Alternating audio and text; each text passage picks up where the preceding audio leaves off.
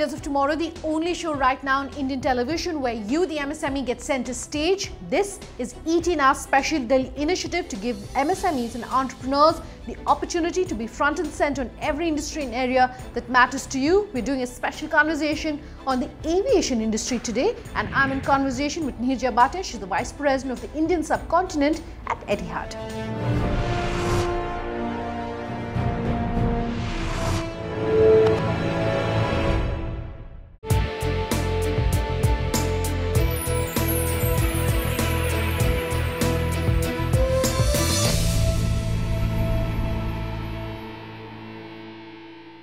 Neerja, thank you very much for speaking with us here on Leaders of Tomorrow. It's always a pleasure to talk to women bosses, women who've climbed up the corporate ladder.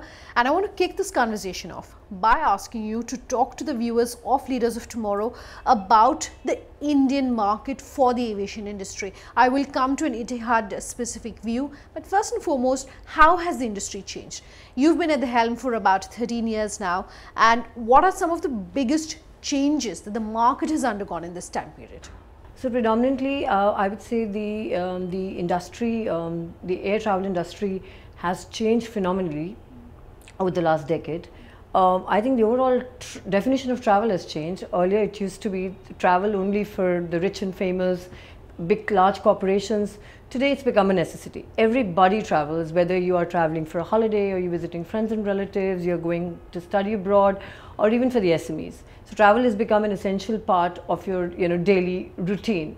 So definitely, overall, I would say our thought process has changed. I've also seen a change. There was a growth of the tour operators. When they grew, they started offering some packages. I'm sure you heard about it. There was they would have a package starting from 7 days to 14 days to 21 days, going up to a month, and you could see so many destinations in those span of period. You would go with family and friends, groups of Indians traveling together. They would even take their chef along with them so that people do not miss the home food and Indian food. Again, we're seeing another change. So people are not looking at moving from point A to point B in the fastest way that they could travel, but they also want the whole experience. It's the whole experience. In business class, for example, we have an F&B manager who actually caters to what kind of wine would go with what kind of food. So I think premium, I would say experimental travel, premium, and these small, I would say, experiences on board is what people are looking for, and this is where I think Etihad is a perfect match to their needs. Okay. One thing that I want to talk to you about is, even as the demand is growing up, how do you ensure that information that you want, for small business to have, to say that, hey, we also cater to your needs. It's not necessarily all that expensive. Maybe I'm assuming that could be one of the concerns of small businesses. How are you talking to them? What is your communication strategy like when it comes to talking to small businesses? Yeah, I think first and foremost is the OTA platform. I think very importantly, a lot of SMEs buy from these OTAs. So we work very closely with the ATS, and they have a large contribution to our overall revenue. Because I think by far it's one of the quickest and the means to reach the customers today, with their huge database, and of course everybody goes through these websites today whenever it's anything related to travel. So any special offering that we have, flight specific, day specific, route specific, we work closely with the OTAs to put that on their website. And there are so many other SMEs that still have something like, they still go to the traditional way of buying tickets through some of the retail agents. We still, and they're very important partners for us as well. We work very closely with them to bring the offerings on the board, because ultimately they're all looking for is value for money. I want to talk about what you're doing when it comes to, and you were saying, periods when you do give discounts. I would presume that the festive season we're coming up on the year end as well, are those periods where you see that. Talk to us about how you're working with OTAs perhaps. Talk to us about the kind of discounting and pricing strategy that you have around these peak seasons. So, Sananda, as you know, I mean, the pricing is driven predominantly by these supply and demand ratio. And as anybody in the hospitality industry, it's very much driven by these two factors. So usually, like whatever we do in every festive season, ahead of the festive season, we do have these offers, because as I said, we do encourage people to book early, and this is something that we definitely would be out and this happens usually in every festive season. Let's talk about the role of technology. Technology, of course, at the back end is something that companies like you do and do extensively. I want to talk about technology at the front end and the role that digital, the role that social media has to play when it comes to companies like you. How do you use social media? What is the advice you would have for our viewers about how perhaps they should be using social media no matter what business or industry they're in? Well, I think, yeah, as I said, first and foremost is everybody needs to be, technology is driving change today. So I think everybody needs to embrace technology. They need to imbibe technology, and technology has to be, whether it comes to efficiencies, whether it's productivity, and even whether you're looking at increasing your overall bottom line. I mean, the point is technology plays a very, very important role today in today's world. The other thing, as I mentioned to you, is that everybody needs to create a niche and a USP for yourself. You need to be different from your competitor by something that you are very good at and which your competitor is not really doing. So these are the niche products, or whether it's a product or a service that needs to be created, and you need to dwell around it. So I would say that is very important. For example, if you look at Etihad, I mean, something like our residence, I mean, nobody really has that other than us. So we are absolutely proud to have this product offering, and this product is flying twice daily to New York. It's got thrice daily to London, and of course we also have this product to Sydney and Melbourne, and also now to Paris. Again, something like a chef on board, an F&B manager, you've got a flying nanny on board. I mean, small things, attention to detail is what I think will set you apart from the competitor, is what I would recommend. Although in your previous answer, you were talking about the use of technology. Technology can be used at the back end. It can also be used at the front end. And I want to talk technology with regards digital. Using digital, how you are using digital in social media to be able to communicate, how small businesses should be using it, what perhaps are some of the strengths when it comes to your own strategy of using social media. Yeah, as I said, everybody knows social media is an extremely powerful tool. It's a beautiful tool of communicating. So we have a 24/7 social media team, which is absolutely working round the clock. As I said, in terms of digital, I mean, today's SMEs are absolutely techno savvy.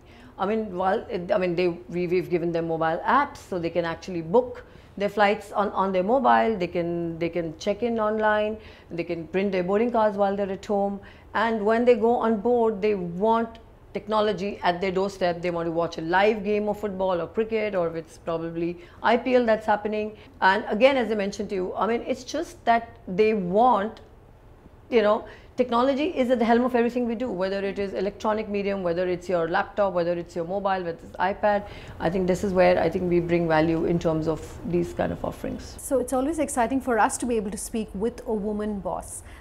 Talk to our viewers, a lot of them call in. We have a call-in show on the Leaders of Tomorrow, and a lot of the calls that come in around the area of HR do talk about diversity. One is being able to encourage the talent in-house, which is what you said you're doing when it comes to your women employees, but it's also finding the women. We did a panel discussion on the Leaders of Tomorrow where a report has shown that the number of women working in India is comparable with some sub-Saharan countries. There just aren't enough women in the workforce. So apart from finding the women, why aren't there enough women? Specifics in terms of being able to encourage more women employees. Are you offering, say policies, HR policies, flexible work timings, etc. at Etihad, which is encouraging more women then in the workplace? Well, I think, as I said, first and foremost, the very fact that the entire Indian subcontinent is being run by women leaders itself is I think is a welcome change, and people embrace that. Two, I would say, is again, I think for women in India predominantly, and this is what I'm saying from my experience, it's very important to have a balance between your work and your personal life. I think, being a mother of two, I realized how difficult it used to be for me to leave my small kid and then go for long trainings, whether it was to Abu Dhabi or to some other country. So I think striking the right balance. And of course, you need a family that supports you, and I was very lucky in that aspect. But I think, again, we are very much, our policies are very much aligned, and we definitely support the government's policies about empowering women. So I mean, when it comes to I think opportunities, I think they get equal opportunities where men are concerned. Neerja, we'll take a very quick break, but there's much more on the other side. Just stay tuned.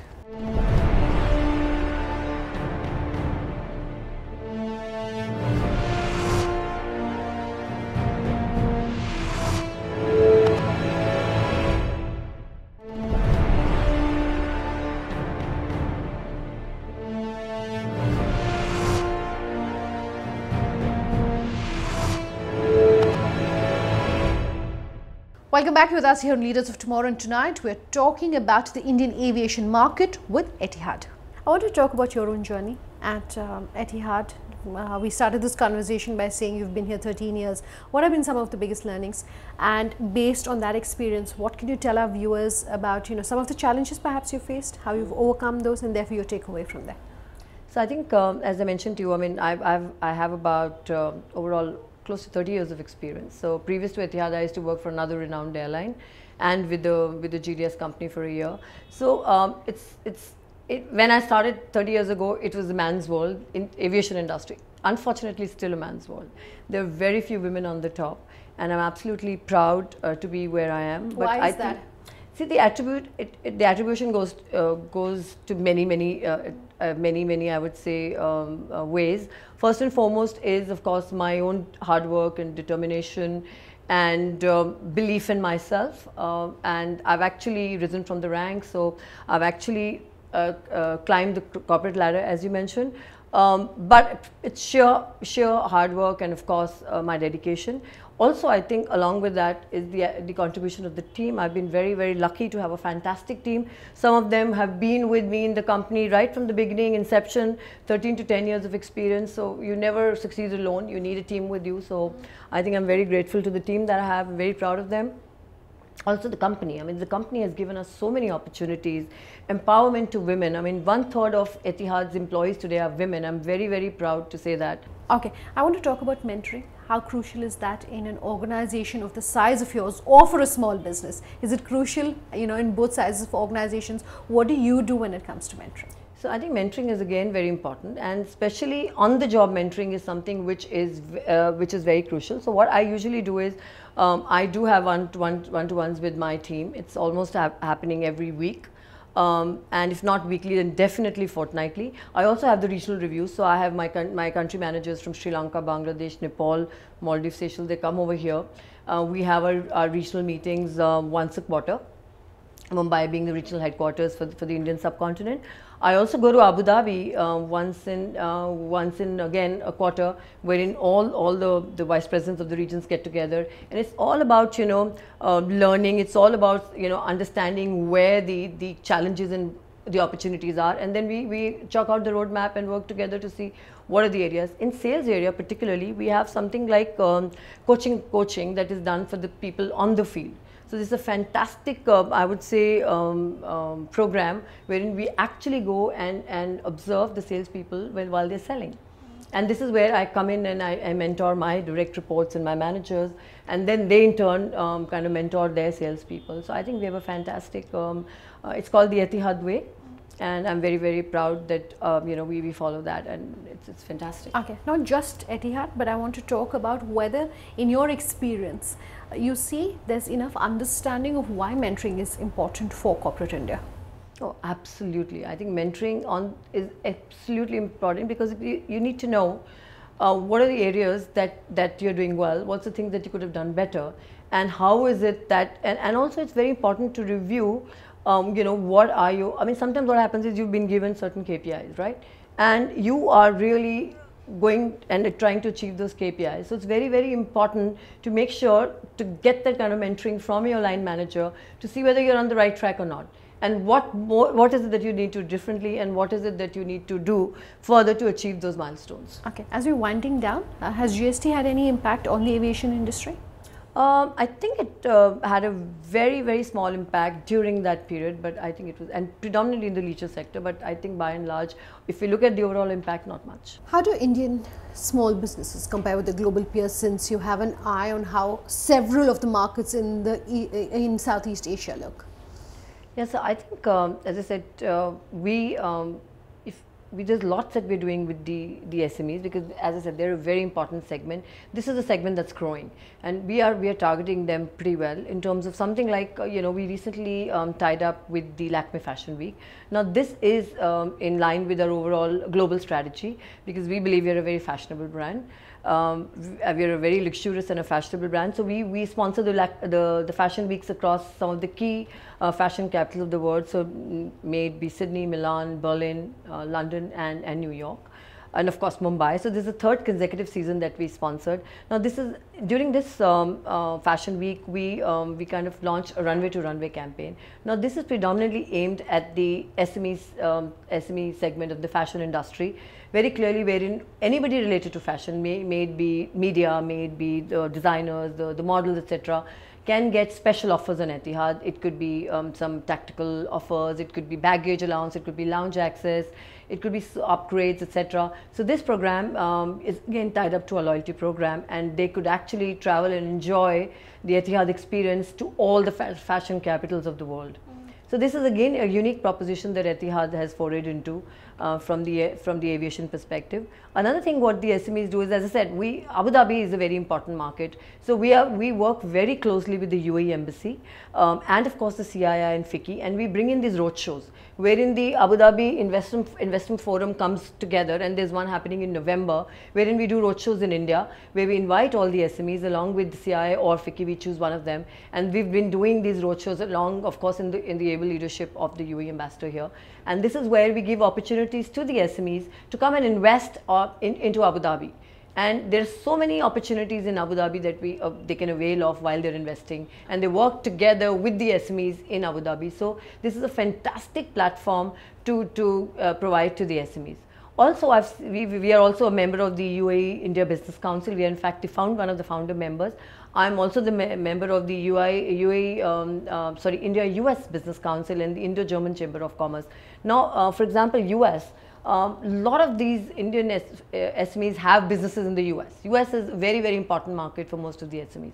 So what we predominantly do, Sunanda, here is that we offer US immigration clearance at Abu Dhabi airport. Now this is a unique proposition which none of our competitors offer.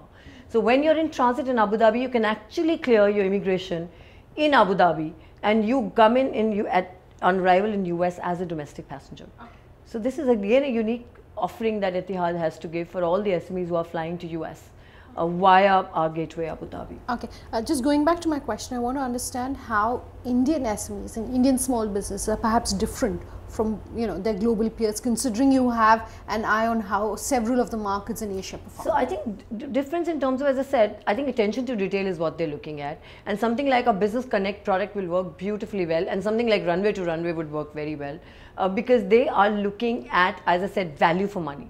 I think while if you look at large corporations, I think obviously they don't travel to so many destinations. Here the SMEs probably will be traveling to just a few few destinations, and the number of people is less than 50. So our Business Connect program is absolutely apt because it caters to people from 2 to 50, and this is where we give them, they can pick up anything from a reward shop, they can redeem into tickets that we have in terms of the points that they generate. So I think by and large their needs are somewhat different because they're not as big as the corporations yet. The reason I was circling back to the use of the mobile is to talk about how important reaching out to your customers using vernacular languages. Do you do that? How crucial is that becoming more and more? You usually do that, but predominantly in some markets, not all, I would say, especially when it comes to, say, Gujarat, and especially in Kerala and in South India, I would say, we do our translations, but predominantly on the press releases, and we don't do so much on the mobile. My last question to you then, what's next on the radar for Etihad and for you personally over the course of, say, the next year or two? I think our focus remains on partnerships. We believe in our partnerships, whether it's our corporates, whether it's the trade, whether it's Jet Airways. I think we work together to bring, I think, multiple choices to our customer, because as I said, we continue to innovate, we continue to do things differently, and the aim is to be the best airline in the world.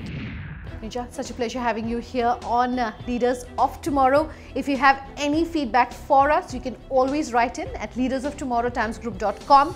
Tweet at me personally at Sunanda_J or LOT_ET now, or reach us on our Facebook page, Leaders of Tomorrow on ET now. You can also call us on the number you see on your screen. We love hearing from you and promise to have all your questions answered. Thanks so much for watching. Have a good night.